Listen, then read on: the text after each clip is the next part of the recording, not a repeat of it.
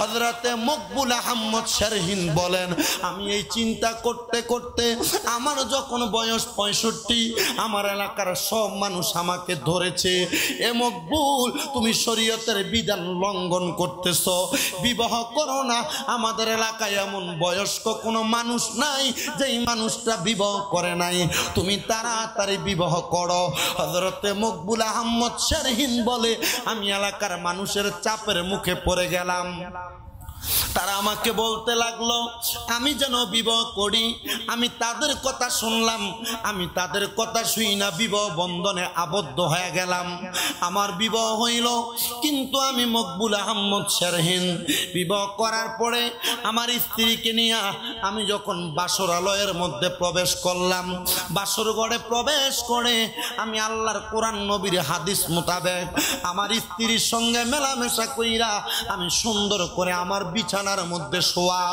আমি প্রথম রাত্র, যেই রাত্রে মাহারামার অবস্থায় হয়, ওই রাত্রে স্বামী স্ত্রীর মেলামেশা হয় না। ওই রাত্রে আমি আমার স্ত্রীর সঙ্গে কথা বইলা সুন্দর কথোপকথন কইরা শুয়া রইলাম। কিন্তু আমি ওই দিন রাত্রবেলা আমার নবীর উপর দুরূদ আদায় করতে ভুলে গেছি। এবার আমার মুসলমান ইমানদারেরা, আমরা নবীর মিলাদুন নবীতে খুশি হয়ে গেলাম, কারণ আল্লাহ তাআলা নূর প্রেরণ করেছেন। মা আমেনা নূরের আলোতে সামদেশ দেখেছেন, আর মা আয়েশা সিদ্দিকা নূরের আলো দিয়া সুই খুঁজা পাইলেন। ও মা আয়েশা সিদ্দিকা, এই নূরটাকে আপনি পাওয়ার পর আপনি এই নূরের মর্যাদা কেমন বুঝতে পারলেন? যেহেতু ঈদে মিলাদুন নবীর মাস, আপনাদের কাছে একটু বয়ানের ধারাবাহিকতা রক্ষা করি। আম্মা জান আয়েশা সিদ্দিকা রাদিয়াল্লাহু তাআলা আনহা বলেন, আমার নূরের নবী রাহমাতুল লিল আলামিন নবীজি আমার ঘরের মধ্যে যেদিন আগমন করতেন, আমি আমার নবীজিকে দেখা আমি আয়েশা সিদ্দিকার চোখ জুড়ে যাইতো। আমি আয়েশা সিদ্দিকা তাকায় দেখতাম রাহমাতুল লিল আলামিন নবী আমার ঘরের মধ্যে থাকা অবস্থায় হঠাৎ করে আমার বিছানা থেকে হারায়া যাইতেন। আমি আমার মাথা মুবারক উঠাইতাম, আর আমি আমার ঘরের ডাইনে বামে তাকাইতাম। ও আম্মা জান আয়েশা সিদ্দিকা, আপনি ডানে তাকাইতেন, আপনি বামে তাকাইতেন, আপনি কি মুহাম্মাদুর রাসূলুল্লাহকে দেখতেন না? মা আয়েশা সিদ্দিকা বলেন, আমি অবাক হয়ে যাইতাম। আমি মনে করতাম মনে হয় আমার নবী আমার ঘর থেকে নবীজির কোনো স্ত্রীর ঘরে চলে গিয়েছেন। হঠাৎ করে একদিন আমি তাকে দেখলাম আমার রাহমাতুল লিল আলামিন নবীজি নামাজের মুসল্লার মধ্যে দাঁড়িয়ে আছেন। আমার নবী এমন লম্বা করে নামাজ আদায় করতেছেন, আমার নবী এমন লম্বা করে নামাজ আদায় করতেছেন। আমি তাকে দেখলাম আমার নবীর কেরাত বড় লম্বা, আমার নবী রুকুতে যাচ্ছেন, আমার নবীর রুকু বড় লম্বা, আমার নবী রুকু থেকে দাঁড়াচ্ছেন, আমার নবীর রুকু থেকে সোজা হয়ে দাঁড়ানো বড় লম্বা, আমার নবী দাঁড়ায় আবার সেজদাতে যাচ্ছেন, নবীজির সেজদা বড় লম্বা, সেজদা থেকে উঠার পর বৈঠক বড় লম্বা, দ্বিতীয় সেজদা বড় লম্বা। আমার নবীজি এমন করতে করতে 2 রাকাত নামাজ আদায় করেছেন। আমার নবীজি যখন সালাম ফিরাচ্ছেন, সালাম ফিরানোর পরবর্তীতে সুবহে সাদিকের সময় শুরু হয়ে যাবে, ফজরের ওয়াক্ত হয়ে যাবে। আমি আমার নবীজির কাছে গেলাম, তাকে দেখলাম আমার নবীজির চোখ মুবারকগুলো লাল হয়ে গেছে। আমি তাকে দেখলাম নবীজির চোখ মুবারকগুলো দিয়ে বায়া বায়া পানি পড়তেছে, নবীজির দাড়ি মুবারকগুলো ভিজে গেছে। আমার নবী রাহমাতুল লিল আলামিন নবীজির পা মুবারকের গোড়ালি মুবারকগুলো ফুলে গেছে। আমি আয়েশা সিদ্দিকা ডাক দিলাম, ইয়া রাসূলুল্লাহ, ইয়া হাবিবাল্লাহ নবী, ও মায়ার নবীজি, আপনি এত কষ্ট করে নামাজ আদায় করতেছেন, কারণটা কি নবী? আপনি একবার বলেন না। আমার নবী ডাক দিয়া বলে, আয়েশা, ও আয়েশা, আমি নবীকে আমার আল্লাহ তাআলা কুরআনুল কারীমের আয়াত নাযিল করে দিয়েছি, ওয়া মিনাল লাইলি ফাতাহাজ্জাদ বিহি নাফিলাতাল লাকা আসা আইয়াবাসাকা রাব্বুকা মাকামান মাহমুদা। আমি নবীকে বলেছেন আপনি রাতের কিছু অংশ তাহাজ্জুদের নামাজ আদায় করেন, অতি সত্বর আপনার প্রশংসার জায়গা মাকামে মাহমুদ দেওয়া হবে। হে আয়েশা, আমি নবী তাহাজ্জুদের মুসল্লার মধ্যে পড়ে পড়ে কান্না করি। আম্মা জান আয়েশা সিদ্দিকা বলে, ইয়া রাসূলুল্লাহ, আমার আল্লাহ না বলে ইন্না আ'তাইনা কাল কাউসার, নিশ্চয় আমি আপনাকে কাউসার দান করেছি। আপনি নবী কাউসারের মালিক। কান্দেন, আপনি তাকে দেখেন খেজুর পাতার মাদুরির মধ্যে নামাজ পড়তে পড়তে আপনি নবীর পা মুবারক গুলো ফুলে গেছে। ইয়া রাসূলুল্লাহ, আপনি নবীর চোখ মুবারক কান্না করতে করতে ফুলে গেছে, চোখগুলো লাল লাল হয়ে গেছে, দাড়ি মুবারক গুলো ভিজে গেছে। মায়ার নবী, তবুও কেন আপনি কান্না করেন? আমার নবী বলে, আয়েশা রে, আমার উম্মত গুনাহ করবে, আমি নবী সেটা নিয়ে ভয় করি না। আমার উম্মত দুনিয়াতে বাজে কাজ করবে, আমি নবী সেটা নিয়ে ভয় করি না। আমি নবী ভয় করি আমার উম্মত নি শিরিকের মধ্যে লিপ্ত হয়ে যায়, আমার উম্মত নি দুনিয়ার জমিনের মধ্যে শিরিকে লিপ্ত হয়ে যায়। ইয়া রাসূলুল্লাহ, বুঝতে পারলাম আপনার উম্মত শিরিকে লিপ্ত হয়ে যাবে, এই জন্য আপনি এত কান্না করেন কেন? আপনি নবী এত কষ্ট করে না ঘুমায়া আপনি কেন নামাজ আদায় করতেছেন, আবার চোখের পানি ফালায়া কাঁদতেছেন? আমার নবী বলে, আয়েশা, আমার আল্লাহ তাআলা আমার উম্মতকে আমি নবীর এক একটা সেজদার বিনিময়ে মাফ করে দিবে। মা আয়েশা ডাক দিয়ে বলে, ইয়া রাসূলুল্লাহ, ইয়া হাবিবাল্লাহ, মাফ করে দিবে কথা তো সত্য। ও নবী, তাহলে আপনার চোখের মধ্যে কেন পানি দেখা যায়? আমার নবী বলে, আয়েশা রে, ও আয়েশা, শুনো শুনো শুনো, আমি নবীর এক একটা ফোঁটা রক্ত মুবারকের বিনিময়ে আমার আল্লাহ তাআলা আমি নবীর লক্ষ লক্ষ কোটি কোটি গুনাহগার উম্মতকে নাজাত দিয়ে দিবে। ওরে উম্মতের মায়াই নবী কান্দেন যারে যার, মাফ করে দাও হে আল্লাহ গার, বলেন মাফ করে দাও হে উম্মতের মায়াই নবী কান্দেন যারে যার, উম্মতের যার, মাফ করে দাও ও হে আল্লাহ গার, বলেন দয়ার নবী মার মায়ার নবী, মারহাবা মারহাবা মারহাবা মারহাবা নবীজি আমার, মাফ করে দাও হে গার, পড়েন মাফ করে দাও হে আল্লাহ। সেই নবীজির প্রেমেতে হলে দিওয়ানা, দুনিয়া আখিরাতে বয় যে থাকবে না, বয় যে থাকবে না। সেই নবীজির প্রেমেতে হলে দিওয়ানা, দুনিয়া আখিরাতে বয় যে থাকবে না, বয় যে থাকবে না। চলো নবীর পদরে লোভ লালসা সব ছেড়ে, চলো নবীর পদরে লোভ লালসা সব ছেড়ে, তো জাগানে নবী বিনে নাই কোনো উপায়, মাফ করে দাও ও হে আল্লাহ গার, বলেন মাফ করে দাও হে আল্লাহ। মা আমিনার কুলে যখন এলেন নবীজি, সিজদায় পড়িয়া কান্দে উম্মতি উম্মতি উম্মতি উম্মতি। মা আমিনার কুলে যখন এলেন নবীজি, সিজদায় পড়িয়া কান্দেন উম্মতি উম্মতি উম্মতি অতি।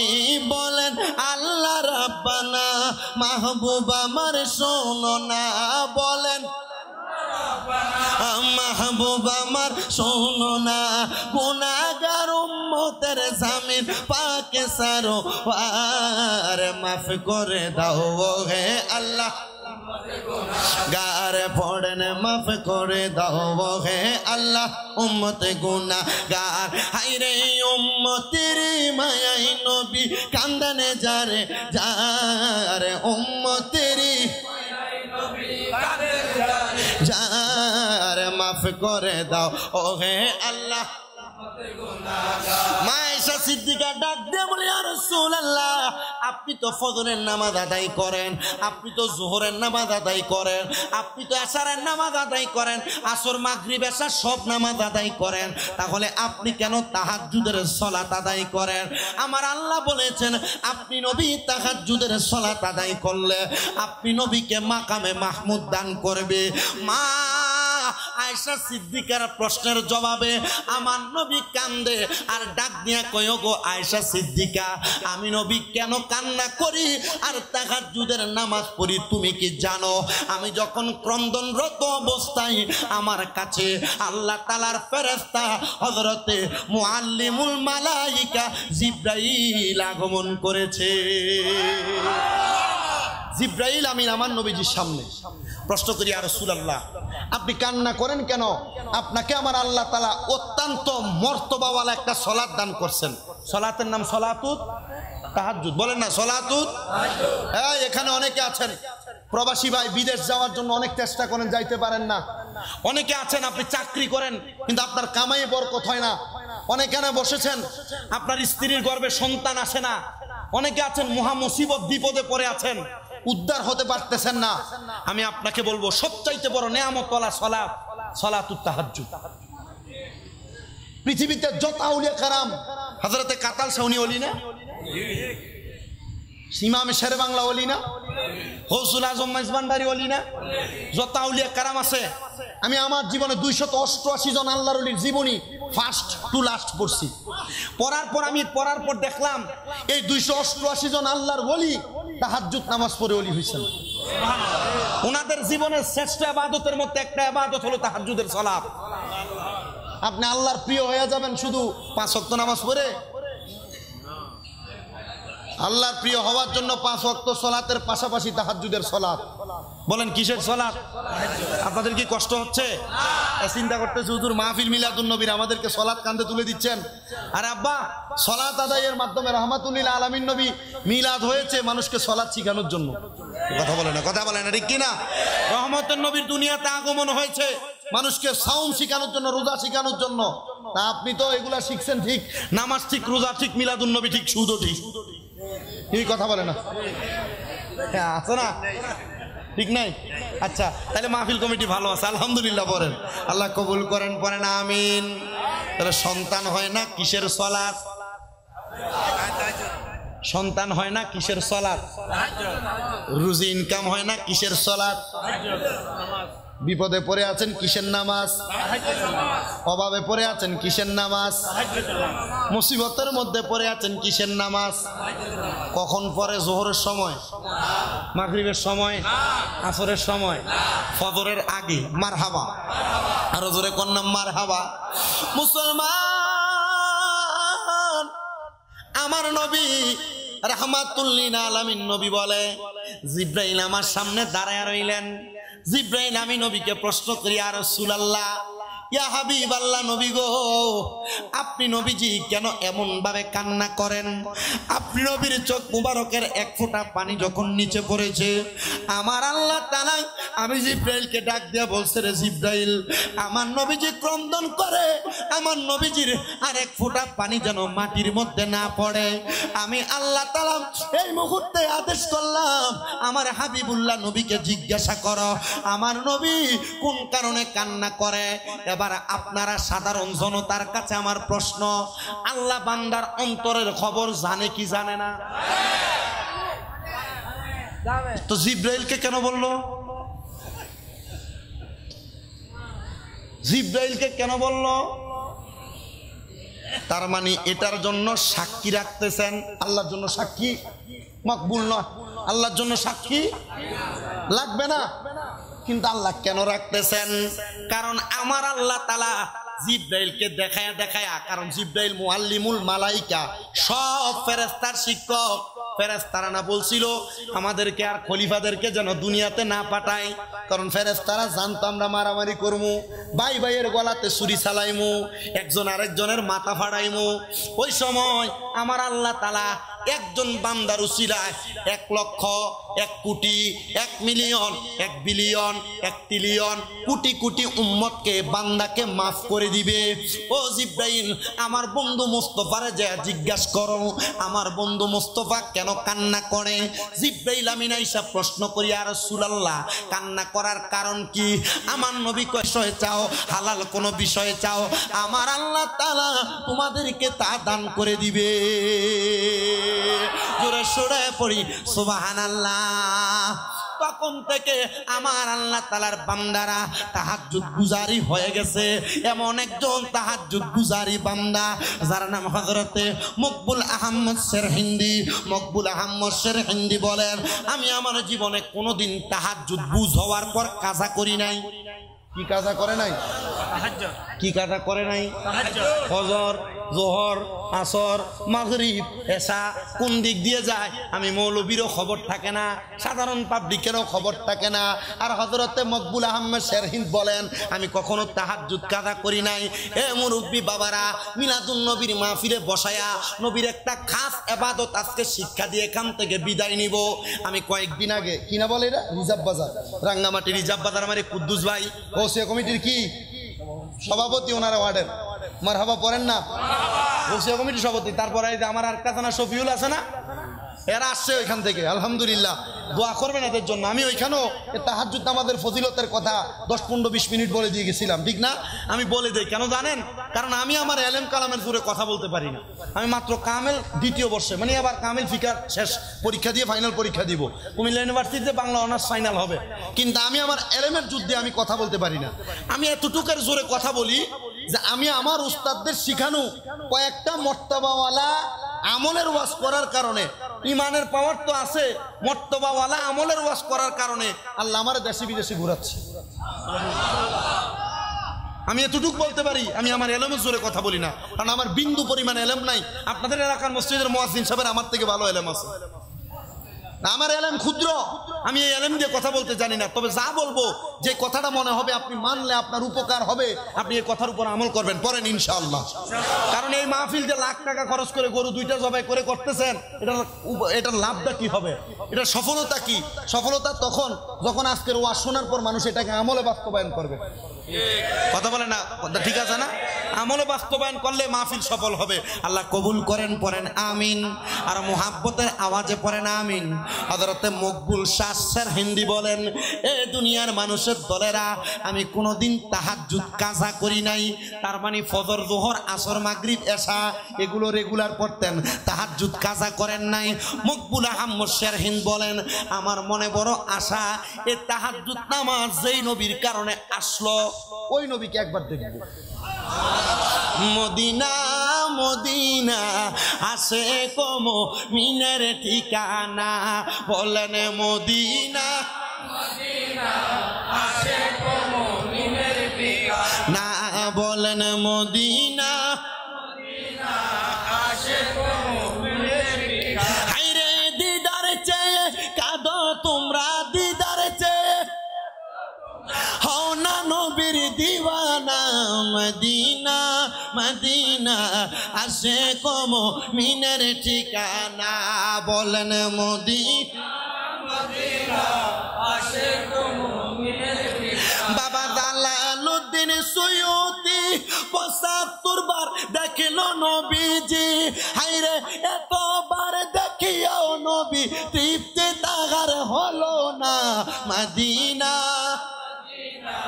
আসে কম মিনের ঠিকানা। অল্প কিছুদিন হয় আমি মদিনা থেকে আসছি, আমি আসার সাথে সাথে একটা ছেলে বলে, হুজুর চুলগুলোতে কাইটা ফেলেন। আমি বললাম মদিনা গেছি তো, মক্কায় গেছি তো, চুলগুলো এখানে যাওয়াতে কামানো লাগছে, হলক করা লাগছে, এজন্য এ বাবা মদিনা যাইতে মন চায় না আপনার?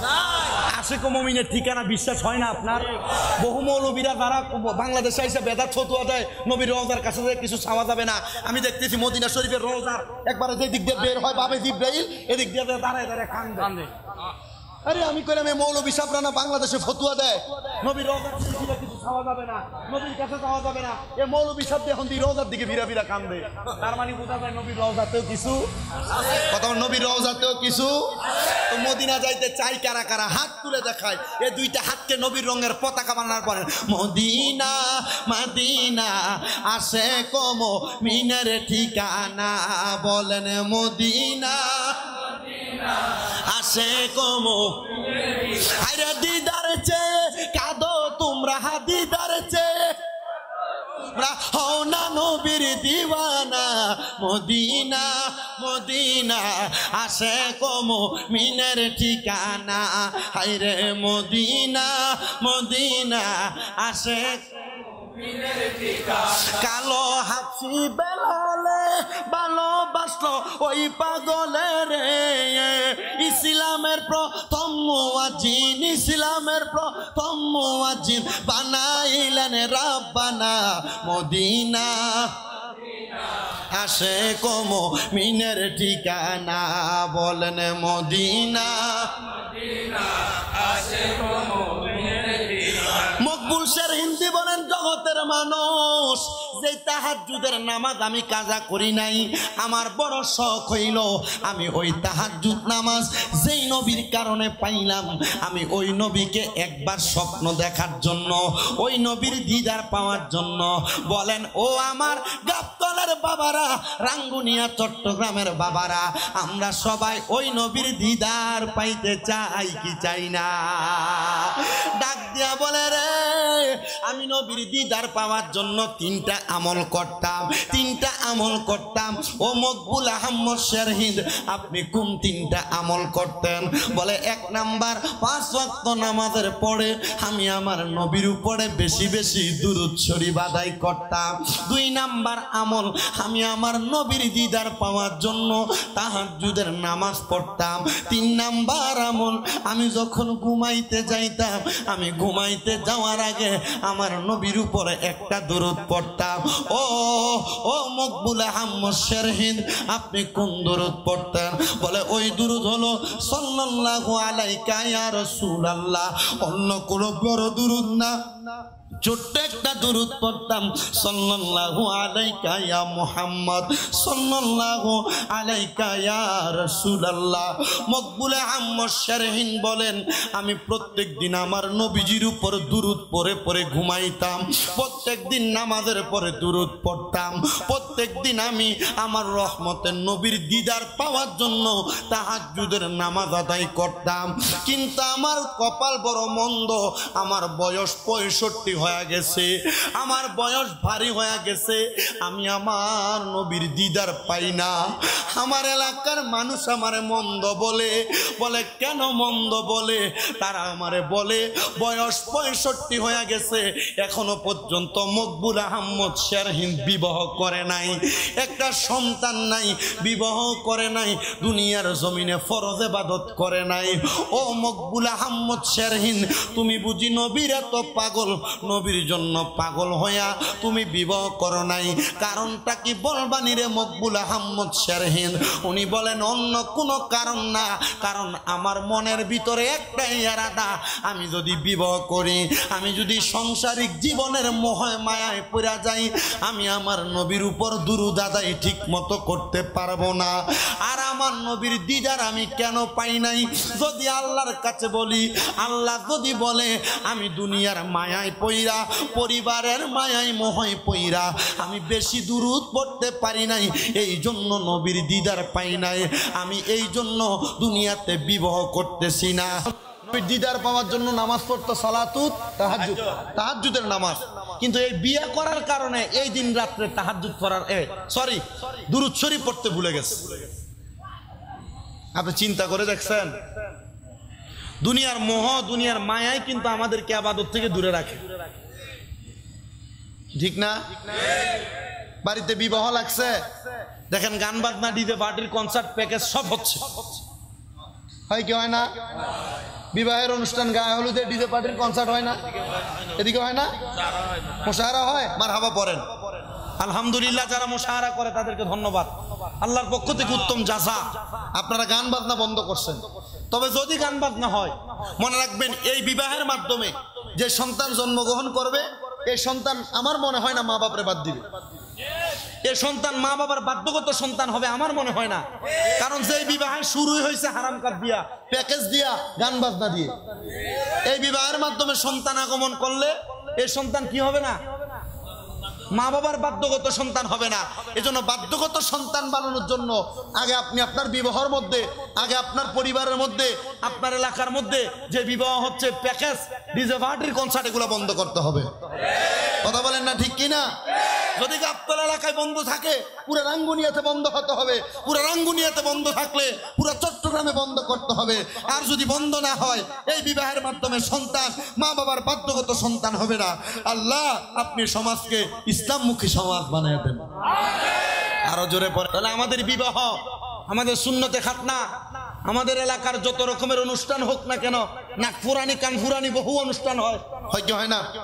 এই অনুষ্ঠান যেন আমাদেরকে নামাজ থেকে দূরে না রাখে, এই অনুষ্ঠান যেন আমাদেরকে রোজা থেকে দূরে না রাখে, এই অনুষ্ঠান যেন আমাদেরকে গুনার দিকে না নিয়ে যায়, আমরা সেই চিন্তা করতে হবে। আল্লাহ কবুল করেন, পড়েন আমিন, আর মুহাব্বতে পড়েন আমিন।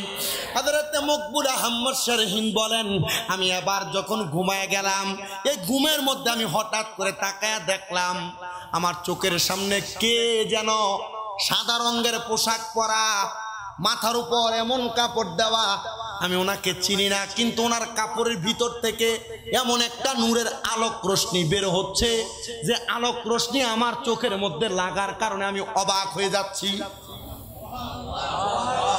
আমি আমার স্বপ্নের অবস্থায় ওনাকে প্রশ্ন করলাম, কে আপনি, আপনার পরিচয় কি?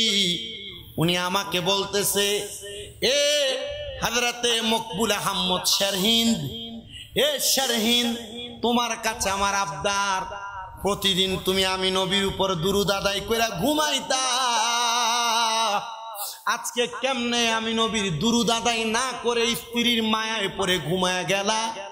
আমি নবী প্রত্যেক সময় তোমার দুরূদ শরীফের আওয়াজ আমি নবীর কান মুবারকে শুনতে পাই। তিরমিজি শরীফের সরাসরি হাদিস শরীফ, রহমতের নবীকে কেউ যদি মুহাব্বতে দুরূদ আদায় করে, এবং কি মিশকাতুল মাসাবিতে হাদিস শরীফ উল্লেখ, নবীজির উপর কোন রহমত, কোন বান্দা যদি, কোন উম্মত যদি দুরূদ শরীফ পড়ে, আল্লাহর ফেরেশতারা নবীজির কাছে এই দুরূদ পৌঁছায়, আল্লাহর ফেরেশতারা এই দুরূদ শরীফ পৌঁছায়। কিন্তু কোন মুমিন, নবীর কোন আশিক যদি নবীর উপর দুরূদ শরীফ আদায় করে, নবী বলেন শুধু দুরূদ শরীফ আদায় যেই ব্যক্তি করে আমি নবী তাকে চিনি, সে কোন জায়গায় বসে দুরূদ শরীফ আদায় করে আমি তার পরিচয় জানি। আমি নবী নিষ্কান মুবারকে তার দুরূদের আওয়াজ শুনতে পাই। এটা হচ্ছে আশিক। এটা কে? সাধারণ উম্মত দুরূদ শরীফ পড়তেছে, নবীর কাছে ফেরেশতা পৌঁছায়, নবীজি হাজির, নবীজি হাজির। সুন্নিদের আকীদা বলেন না, সুন্নিদের আছে তো, বিশ্বাস আছে তো? নবী কবরে আসতে পারে, বিশ্বাস আছে তো? নবীকে ডাক দিলে নবী আসতে পারে, বিশ্বাস আছে তো? আন-নাবিয়্যু আওলা বিল মুমিনিনা মিন আনফুসিহিম, আওলা বিমান আখরা নফস বিমানারু, ইমানদারের জানের চাইতে আরো কাছে নবীজি, জোরে পড়ি সুবহানাল্লাহ। তো নবীজিকে উম্মতে মুহাম্মদী দুরূদ পড়লে ফেরেশতারা পৌঁছায়। বাতিল ফেরকা আপনারা দলিল দেয়, নবী যদি হাজির হয় তো নবীর কাছে ফেরেশতা দুরূদ পৌঁছায় কেন? নবী কি কানে শুনে না? বলে কি বলে না? বেয়াদব। নবী শুনে, নবীর প্রতি যদি উম্মত মুহাব্বত নিয়ে আশিকে রাসূল হয়ে দুরূদ পড়ে, ওই দুরূদ নবী নিজ কানে শুনে, যে পড়ে তার পরিচয় আমার নবী জানে। জোরে সরে পড়ি সুবহানাল্লাহ। তাহলে আশিক হয়ে পড়লে নবী শুনে, আশিক হয়ে পড়লে নবী তো দুরূদ পড়ার সময় কিভাবে পড়বেন? আশিক হয়ে পড়বেন। আপনি দুরূদ পড়ার সময় আঙ্গুল ফুটান, মশা মারেন, দুরূদ পড়ার সময় তো বারুদ বেছো না, ইটা করো না, এটা করো না, এগুলা করতেছেন, এগুলা করা যাবে? তো সবাই একটু দুরূদ শরীফ পড়েন। আল্লাহুম্মা সাল্লি আলা সাইয়্যিদিনা মুহাম্মাদ নাবি মুহাম্মাদ আল্লাহ নাবিয়ান মাও। কোরআন পড়ো, হাদিস পড়ো, নবীর সুন্নত পালন করো, কোরআনে পড়ো হাদিসে পড়ো নবীর সুন্নতে পালন করো নূর নবীজি করবে রে পার নূর নবীজি করবে রে পার রোজ হাসরের ময়দানে আল্লাহুম্মা নাবিয়ান মাও নবী আছে কানে শুনি চোখে নবী দেখলাম না রে চোখে নবী দেখলাম না নবীজিকে না দেখাইয়া কবর দেশে নিও না আল্লাহুম্মা নাবিয়ানা মুসলমান হযরতে মকবুল আহমদ শারহিন বলে আমার নবীজি আমার ঘরের মধ্যে হাজির হয়ে গেছে আমি এই কথা শুই না রহমতের নবীকে বললাম ইয়া রাসূলুল্লাহ নবী গো এতদিন পর্যন্ত আজকে 65 বছর আমি আপনি নবীর দুরূদ আদায় করি কিন্তু আমি আমার চোখ দিয়া আপনি নবীরে দেখি না ও নবী গো আজকে আপনার চেহারা মুবারক আমারে একবার দেখান না আমার নবী কয় মকবুল ও মকবুল আজকে দেখতে পারবা না বলে কেন গো নবী বলে আজকে দুরূদ পড়ো নাই মকবুল বলে নবী 65 বছর পইরো তো দেখতে পারলাম না আজকে না পড়ার কারণে আপনি নবী আমার কাছে আসছেন ও নবী গো আজকে আপনার চেহারা মুবারক আমারে দেখান না আমার নবী কয় মকবুল এখন থেকে তুমি পরিবারের মায়ায় থাকবা ও মকবুল এখন তুমি তোমার পরিবারকে ভালোবাসবা পরিবারকে মায়া করবা পরিবারকে আদর যত্ন করবা এরপর যেই সময় পাইবা সেই সময় তুমি আমি নবীর উপর দুরূদ পড়বা আনাস ইবনে মালিক রাদিয়াল্লাহু তাআলা আনহু হাদিস বর্ণনা করে উনি বলতেছে জগতের মানুষরে ও দুনিয়ার মানুষের দলেরা আমি আনাস ইবনে মালিক আমার নবীর কাছে জিজ্ঞাসিত করলাম ইয়া রাসূলুল্লাহ ইয়া হাবিবাল্লাহ নবী গো ও দয়ার নবী মায়ার নবীজি আমি কতক্ষণ সময় আপনি নবীর উপর দুরূদ আদায় করব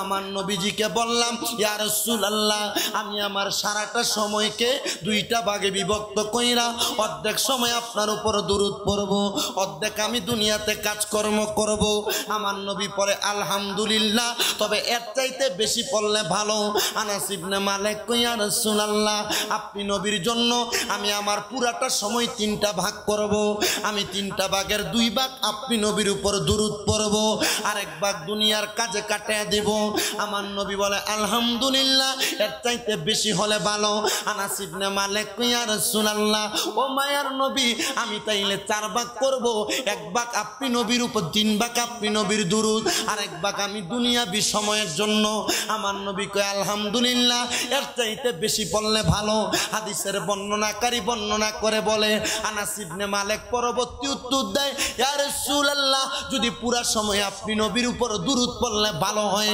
আমি আমার জীবনটা সর্বসময় আপনি নবীর উপর দুরূদ পড়ে কাটিয়ে দিব সালাতু সালাম গো আমার দুরূদ সালাম গো আমার কয় নবী মুস্তাফা তোমরা যদি যাও না বলো সালাতু সালাম গো আমার দুরূদ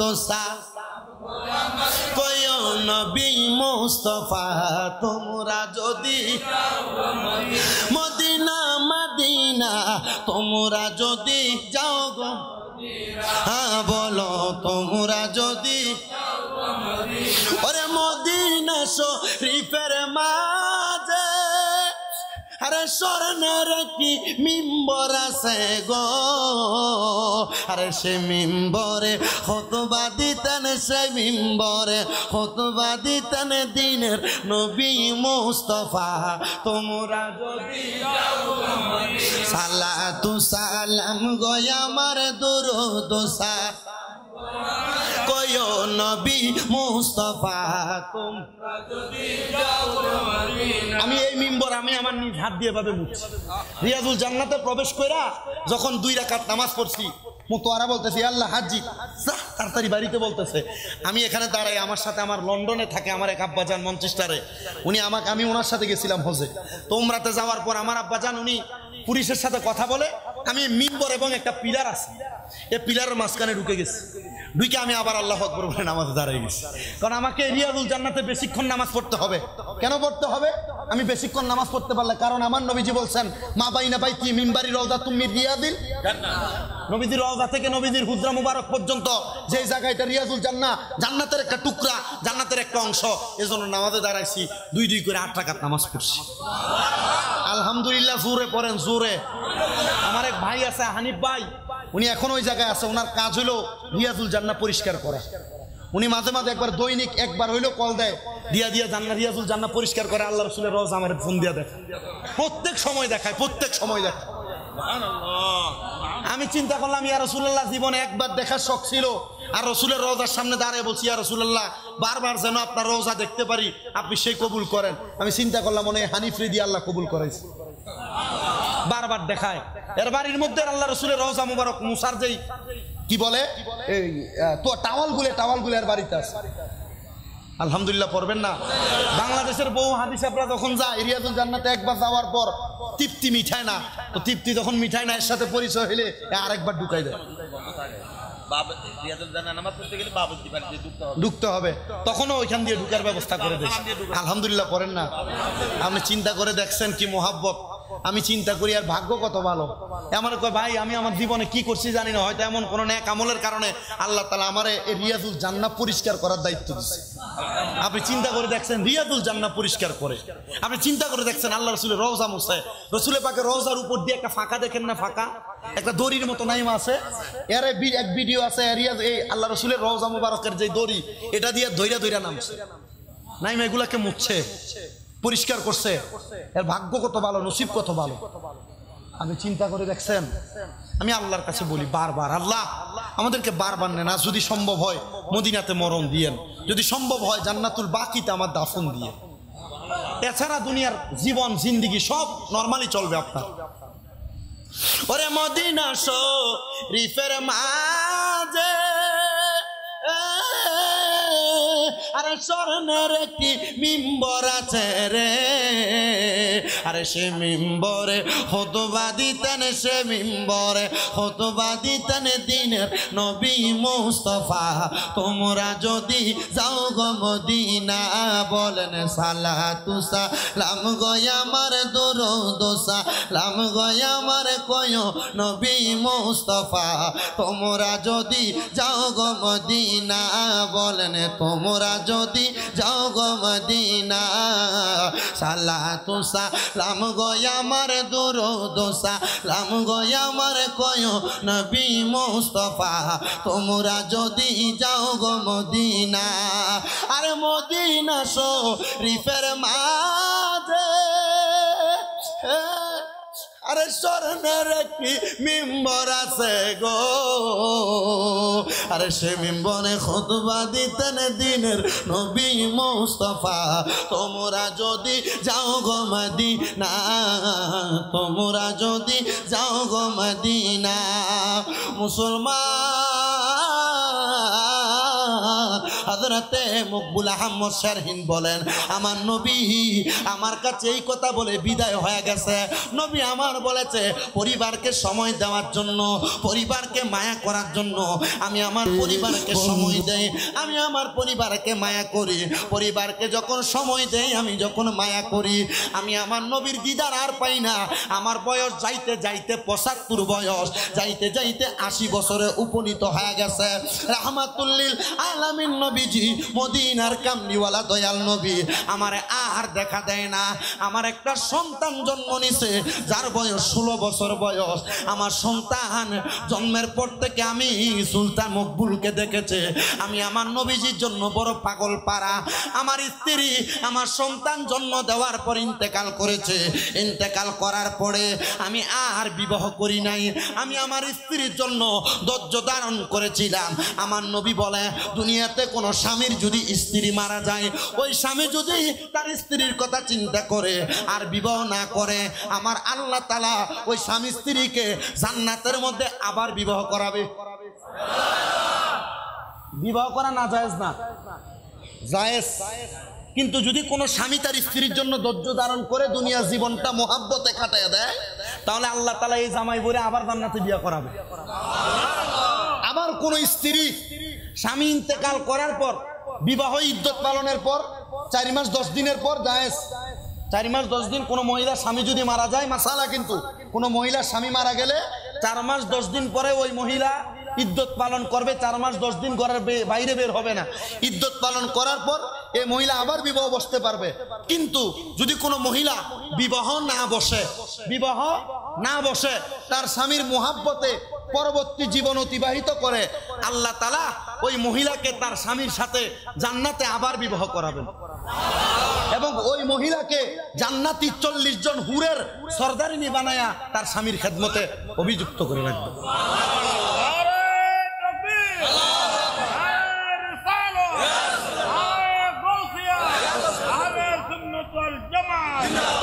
তাই কোন পুরুষের যদি স্ত্রী মারা যায়, যদি চরিত্র হেফাজত না করতে পারেন, বিবাহ করবেন।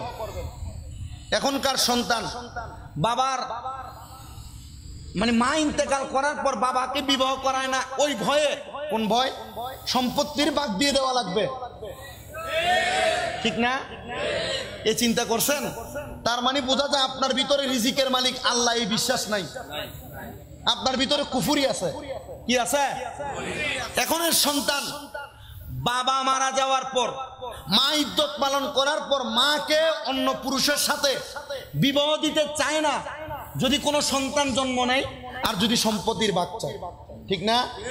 এই জন্য যদি সম্ভব হয় কোনো মহিলা স্বামী ইন্তেকাল করেছে, তার চরিত্র হেফাজত করতে পারবে না, তাহলে তার জন্য বিবাহ করা জরুরি। আর যদি মনে হয় যে চরিত্র হেফাজত করতে পারবে, তাহলে ওই মহিলার বিবাহ করবে না, স্বামীর জন্য অপেক্ষা করবে। কখন বিয়ে হবে? জোরে জোরে কখন বিয়ে হবে? তাহলে একটা মাসালা আপনারা একবার পরিপূর্ণ হয়ে গেলেন। কোন মহিলা বিবাহ হওয়ার পর স্বামী যদি ইন্তেকাল করে, ওই মহিলা কমপক্ষে কতদিন পর্যন্ত অপেক্ষা করবে? 4 মাস 10 দিন। 4 মাস 10 দিন। আর যদি স্বামী তালাক দিয়ে দেয়, আরেকটা মাসালা, স্বামী যদি কি দিয়ে দেয়? তালাক দিয়ে দেয়, ওই মহিলা 3 তালাক প্রাপ্তা যদি হয়, তাহলে ওই মহিলা 3 মাস 10 দিন অপেক্ষা করবে, ইদ্যত পালন করবে। কোথায়? ওই তালাকপ্রাপ্ত স্বামীর ঘরে। যদি স্বামী না রাখে, বাবার বাড়িতে ঘরের মধ্যে আবদ্ধ থাকবে। ওই মহিলায় 3 মাস 10 দিন ইদ্যত পালন করে পরবর্তীতে অন্যথায় বিবাহ করবে। আজকে আপনাদের এখানে যখন আসি, আসার পর হাটহাজারি পার হওয়ার পর কুমিল্লা বরুড়া থেকে এক লোক আমাকে একটা মাসআলার সুন্দর লিপিবদ্ধ পাঠাইছে। সে তার 2টা বিবাহ হয়েছে। কয়টা বিবাহ? 2টা বিবাহ হয়েছে। 2টা বিবাহ হওয়ার পর সে তার বড় বউয়ের কাছেও থাকে, ছোট বউ তো বাড়ি করে দিছে, ওইখানে থাকে। এখন অসুস্থ হয়ে গেছে বড় বউয়ের বাড়িতে। কোথায়? বড় বউয়ের বাড়িতে অসুস্থ হয়ে গেছে। একটু মনোযোগ দিয়ে শুনবেন। আপনাদের কি কষ্ট হচ্ছে? আমি আপনাদের এখানে এসে মাইক ধরে ফেলছি, আলহামদুলিল্লাহ 1.5 ঘন্টা হয়ে গেছে। 1.5 ঘন্টা হয়ে গেছে, শুধু 8 মিনিট বাকি আছে। আমি বেশিক্ষণ ওয়াজ করি না, যতক্ষণ করি চেষ্টা করি আপনাদের সুবিধার্থে আমি কথাগুলো বলে দিয়ে যাই। এই মাসালাগুলো কি আমাদের জানার দরকার আছে না ভাই? জানার দরকার আছে না? আমি এই তালাকের মাসালা আলেমে শরহে বেকায়াতে আমার এক উস্তাদ মাওলানা ডক্টর সাইদুর রহমান হুজুর আমাকে যে পরিমাণ পড়াইছে, আলহামদুলিল্লাহ। তালাকের কোনো মাসালা শুনলে এটার মাসালার উত্তর কি হবে আমার ব্রেইনে আসে। হজের ব্যাপারে কিতাবুল হজের মধ্যে যে মাসালাগুলো আমার উস্তাদ আমারে পড়াইছেন, কি মাসালার কোথায় কি হবে, আলহামদুলিল্লাহ আমার দেমাগে আসে। সালাতের ব্যাপারে কোথায় কোন মাসালা সাবেত হবে, আমার উস্তাদ আমাকে যতটুকু পড়াইছেন, আশা করি যে প্রশ্নগুলো করা হয় আমার দেমাগে আসে। তবুও যদি না জানি কেউ প্রশ্ন করে, আমি এতটুকু বলি যে ভাই একটু দেখে বলতে হবে। কিভাবে বলতে হবে? দেখে বলতে হবে। এজন্য আমি পরিপক্ক হই নাই, কোনো মাসালা মানুষকে বলি না। তবু আমার এই মাসালা শোনার পর আপনার মনে যদি কোনো সন্দেহ জাগে, আপনি বড় আলেম, বিশেষ করে আমাদের লিয়াকত আলী হুজুর আপনাদের এলাকার সন্তান না? কথা বলে না, এই এলাকার না? হুজুরদের এই গ্রামেই আমি তো যখন আমি হুজুরের নাম দেখছি, কিন্তু হুজুরে যে জামিয়ার উপাধ্যক্ষ আমি এটা জানি, লিয়াকত হুজুর আছে জামিয়ার, জবরদস্ত আলেম, কিন্তু এখানে যে হুজুর আছে আমি এটা জানি না। কথা কি বুঝতে পারছেন? তা আমি এতটুক বিশ্বাস রাখি, ওনাদের এই চেয়ারে বসার মতো বিন্দু পরিমাণ যোগ্য আমার নাই। বিন্দু পরিমাণ যোগ্যতা কি নাই? আমার নাই। উনি প্রতি বছর আমার মতো এমন আমার থেকে বড় বড় ছাত্র ছেড়ে দেয়। আমাদের কথা হচ্ছে, কখনো কোনো মাসালার ব্যাপারে আটকে গেলে ছোট এবং বড় যে কোনো মাসালার বিষয় ওনাদের থেকে জানবেন, কথা বলে না, ওনাদের থেকে কি করবেন, জানবেন, অবগত হবেন, এবং ওনাদেরকে আপনার এলাকার ইসলামী যত অনুষ্ঠান হবে এগুলাতে দাওয়াতে রাখবেন, ওনাদেরকে এগুলাতে বসাবেন, এগুলা থেকে ওনাদের কাছ থেকে শিখবেন। কেন জানেন? কারণ এই জবরদস্ত আলেমদের মাধ্যমে আপনার মাঝে রহমত নাজিল হবে, আমার মাধ্যমে হবে না। আমার মাধ্যমে কি হবে না? রহমত নাজিল হবে না। কারণ আমার এক উস্তাদ বলছে, বাবা আমার উস্তাদের যে এলেম ছিল তার 100 ভাগের 1000 ভাগের 1 ভাগ আমার মাঝে নাই। আমি তো এখন বলতে পারি আমার উস্তাদের যে এলেম ছিল তার 1000 না কোটি ভাগের 1 ভাগও আমাদের সিনায় আসে নাই। কথা কি বুঝতেছেন আপনারা? তাহলে এলমের দাম আছে না নাই? আমি আমার মাদ্রাসার ছাত্রদেরকে বলি, আপনাদের দোয়ায় আমার 6টা মাদ্রাসা। কয়টা? 6টা। 1170 পোলাপান আমার মাদ্রাসা। যারা মাদ্রাসার ছাত্রদেরকে নিয়ে রাস্তায় ব্লক করে আর মিছিল মিটিং করে, আমি চাইলে আমার এই পোলাপান নিয়ে রাস্তা ব্লক করে দিতে পারি। আমি এগুলা করি না। হ্যাঁ, আমি আমার ছাত্রদেরকে আমি এগুলা বলি, আমার উস্তাদদের কাছ থেকে যা শিখে এগুলা বলি। তো যেই কথা বলতেছিলাম মাসালাটা, উনি ওনার বড় বউয়ের বাড়িতে কি হয়ে গেছে? অসুস্থ হয়ে গেছে। অসুস্থ হওয়ার পর ওনার ছোট বউ ওনার বাড়ি থেকে বড় বউয়ের বাড়িতে আসতে দেখার জন্য। ছোট বউ দেখছেন, দেখার পর বড় বউ আইসা ছোট বউকে টিস্কারি করে না, আপনাদের লাগে দুষ্টামি করে না? বড় বউ মনে হয় বলছে যে অসুস্থ রুগী দেখতে আসছো, কিছু তো নিয়ে আসো নাই, খালি হাতে কেন আসছো? ছোট বউ উত্তর দিছে, আপনি আমাকে এভাবে ঠেস দিয়ে কথা বলেন কেন? আপনার ঠেস বলেন তো না টিস্কারি বলেন? টিটকারি করে কথা বলেন কেন? তো বড় বউ বলছে তো রুগী দেখতে আসতে তো কিছু নিয়ে আসা লাগে।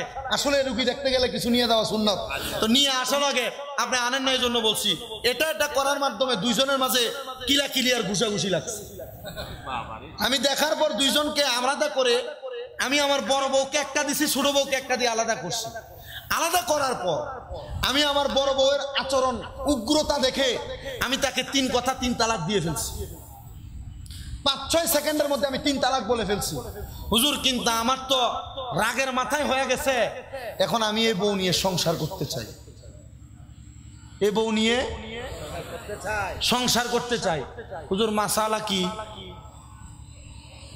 হুজুর আমি কইলাম তালাক তো 3টা। তালাক কয়টা? 3 তালাক যদি হয়ে যায় এ ব্যাপারে মাসালা বড় শক্ত। মাসালা কি? এজন্য আল্লাহ রাসূল তালাকের সীমা নির্ধারণ করে দিয়েছেন। ডাইরেক্ট তালাক দিয়ে দিবে না, তালাক হয়ে যাবে এমন না। রাসূল বলছে তোমার স্ত্রীর কোনো অন্যায়, একটা তালাক দাও, তাকে ঝুলাই রাখো। এখন আর তালাকের পরে কোথাও যাইতেও পারবে না, আবার তোমার সাথে ঘাটতেরামিও করতে পারবে না। এক তালাক দিয়ে ঝুলাই রাখছে, এখন একসাথে 3টা দিয়ে দিছে। আমি বলছি তোমার এই তালাকের মাসালা বড় সূক্ষ্ম, তোমার মাসালা নিয়ে আমার বড় হুজুরদের সাথে আমি বসতে হবে, তারপর তোমার উত্তর হবে। এজন্য মা বোন স্বামীর সাথে এমন কোন আচরণ করবে না যে আচরণের কারণে স্বামীর মুখ দিয়ে তালাক নামক দুঃশব্দ বের হয়, তালাক নামক দুঃশব্দ বের হয়। আর আপনারা এমন কোন কাজ করবেন না যেই কাজের কারণে আপনার স্ত্রী বিরক্ত হয়ে আপনার উপরও খিসা মানে মারার প্রস্তুতি গ্রহণ করে।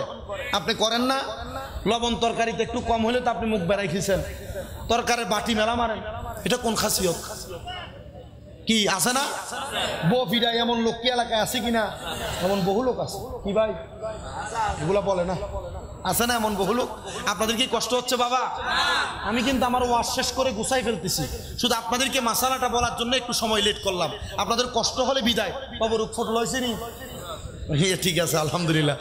আগামীকালকে মাহফিল ব্রাহ্মণবাড়িয়া, কুমিল্লা থেকে এখানে আসতে 5 ঘন্টার উপরে, প্রায় 5.5-6 ঘন্টার মতো সময় লেগে যায়। তবুও চেষ্টা করেছি তাড়াতাড়ি আসার জন্য। আমাকে ওই যে ছেলে দেখে আমাকে রানীরহাট দেখে ওইখান থেকে কল দিছে আমাকে। আমি বললাম আপনি কোথায়? হুজুর আমি তো রানীরহাট। আপনি কই? আমি তো রানীরহাট। তাই আমার সামনে দিয়ে হাইটা গেছে। হুজুর আপনি তো আমাকে পুরো একবারে অবাক করে দিচ্ছেন। চিন্তা করছে যে মনে হয় আমি অন্য হুজুরের মতো। আমি অন্য হুজুরের মতো না। মাহফিল কমিটিকে বলবো আসতেছি, ভারী গেছে 8,000, আর আমি আসি এখন অক্সিজেন। ইতা আমি করি না, আমি এগুলো করি না। আলহামদুলিল্লাহ, আপনারা আমার জন্য দোয়া করবেন। আমি চেষ্টা করি মাহফিলে নির্দিষ্ট সময় যাইতে, মাঝে মাঝে লেট হয় আর কি, লেট করি না কোথাও। আল্লাহ আল্লাহ এই দিকটা যেন ওয়াদা, এই জবান যেন ঠিক রাখতে পারি। আপনারা দোয়া করবেন না আমার জন্য? আপনারা আমার 3টা জিনিসের জন্য দোয়া করবেন। আমি আপনাদের কাছে অস্বাভাবিক অবস্থায় আসছি। আমার আম্মা ঘরে PLID অপারেশন হয়েছে, হাঁটতে পারে না। আমার আম্মা PLID অপারেশন, হাঁটতে পারে না। আমি নিজে প্রথম 2 মাস আমার আম্মার, আজকেও বলি, আমি আমার আম্মার প্রস্রাব পায়খানা পরিষ্কার করি। আমি আজকেও আমার আম্মা যে 2 মাস বেশি অসুস্থ, আমার আম্মা যে খাটে ঘুমাইছেন, আমি আম্মার পাশে নিচে শুয়েছি। আমি আমার রুমে ঘুমাই নাই এই 2 মাস, একদিনের জন্য ঘুমাই নাই, আমি আম্মার পাশে। দ্বিতীয়ত আর একটা, আমার আম্মার জন্য 1 নম্বর দোয়া করবেন আমার আম্মা যেন অতি তাড়াতাড়ি হাঁটতে পারে। 2 নম্বর একটা দোয়া করবেন কখনো যেন মিথ্যা এবং ওয়াদা খেলাফ আমার জবান দিয়ে না হয়। এবং 3 নম্বর একটা দোয়া করবেন আল্লাহ যেন আমার যে মাদ্রাসার ছাত্রগুলো আছে প্রত্যেকটা ছাত্রকে যেন এলেম দিয়ে সিনাতে কোরআন দিয়া পুরোটা ছাত্রের সিনাটাকে যেন ভরপুর করে দেয়। মানে আমার কাছে যে ছাত্রগুলা তাদের মা বাবা দিছে, এই ছাত্রগুলাকে বড় আশা করে আমার মাদ্রাসায় দিছে। ওই যে টাঙ্গাইলের ছেলে, জামালপুরের ছেলে, নরসিংদীর ছেলে, ব্রাহ্মণবাড়িয়া হবিগঞ্জের বাচ্চা আমার মাদ্রাসা, হাজীগঞ্জ চাঁদপুরের বাচ্চা আমার মাদ্রাসায়, দূরের ছাত্ররা দিয়ে রাখছে। আমার এতটুকু ইচ্ছা, আমি মারা যাওয়ার পর আমার আমল আখলাক দিয়া আমি জান্নাতে যাইতে পারবো না, তবে আমি আমার যে ছাত্রদেরকে কোরআন শিখাচ্ছি এদের দোয়া দিয়ে আমি জান্নাতে যাইতে পারবো, আমার বিশ্বাস আছে। আপনারা দোয়া করবেন না? দোয়া করবেন না? আমার 3টা দোয়া, এই 3টা দোয়া আপনাদের কাছে চাই, আল্লাহ কবুল করেন, পড়েন আমিন। তো হযরতে মকবুল আহমদ শারহিনদের কথা বলতেছিলাম। মকবুল আহমদ শারহিন পরিবারকে সময় দিতে, বউ মারা গেছে, আর কি করে নাই, বিবাহ করে নাই। তো মকবুল আহমদ শারহিন বলে, যখন আমি বিবাহ করলাম না আমার বয়স 85। বয়স কত? আমার বাচ্চার বয়স 16। এ 16 বছরের বাচ্চা, এর মাঝখানে অনেক লম্বা ঘটনা, বাচ্চা দেয় নাই অনেক দিন। এ তাহাজ্জুদ পরে বাচ্চা চাইছে, আল্লাহ বাচ্চা দিছে। সুবহানাল্লাহ বলেন না? তাহাজ্জুদ পরে বাচ্চা চাইছে, আল্লাহ বাচ্চা দিছে। স্ত্রী ইন্তেকাল করেছে, ইন্তেকাল করার পর আর বিবাহ করে নাই। ওই 16 বছরের ছেলে বলে, আমি আমার আব্বাকে কখনো দেখি নাই তাহাজ্জুদ নামাজ কাজা করতে, কখনো দেখি নাই 5 ওয়াক্ত নামাজের পরে দুরূদ শরীফ তারা থাকতে। আমার আব্বাকে প্রত্যেকদিন দেখতাম ঘুমাইতে যাওয়ার সময় আমার আব্বা যান দুরূদ পরে ঘুমায়, কিন্তু একদিন আমিও ঘুমাইলাম, আমার আব্বাও ঘুমাইছে, হঠাৎ করে দেখলাম আমার আব্বা ঘুম থেকে জাগ্রত হয়ে গেছে। আমি জিজ্ঞাসা করলাম, বাবা আপনি কেন রাত্রবেলা ঘুম থেকে লাফ দিয়ে উঠলেন, আপনার কারণটা কি আপনি আমাকে বলেন। উনি বলেন, অন্য কোনো কারণ না, আমার নবী রহমাতুল লিল আলামিন নবী আমি মকবুল আহমদ শারহিনকে ডাকতেছে আমি যেন মদিনায় ফিরে যাই। আমি আমার বয়সের পুরাটা সময় আমি কাটাইছি, আমি নবী দেখতে পাই নাই। আমার ঘুমের মধ্যে আমি আমার কানের মধ্যে আওয়াজ শুনলাম, এরে মকবুল আহমদ শারহিন দূরে তাইকা ডাইকো না, মদিনাতে আইসা আমি নবীরে ডাক দাও রে, আমি নবীর দিদার পায়া যাইবা। মকবুল আহমদ শারহিনের সন্তান বর্ণনা করতেছে, এ জগতের মানুষ, আমার আব্বাজান সাথে সাথে উনি তাবু হাতে কাদের মধ্যে নিয়ে রওনা করছে মদিনার পথে। আমি আমার আব্বাকে বললাম, বাবা যান আপনি একা একা মদিনায় যে নবী দেখবেন, আমারে কি একবার আপনি আপনার সাথে নিবেন না? আমার একটা বিশ্বাস গো বাবা, আমি যদি আপনার সাথে মদিনায় যাই আমি আপনার সঙ্গে নবীর দিদার পায়া যাইব। কে যাও ভাই নবীর কাছে, পাগলের আর জি আছে, কে যাও ভাই নবীর কাছে, পাগলের আর জি আছে, সালাম দিও নবীজির।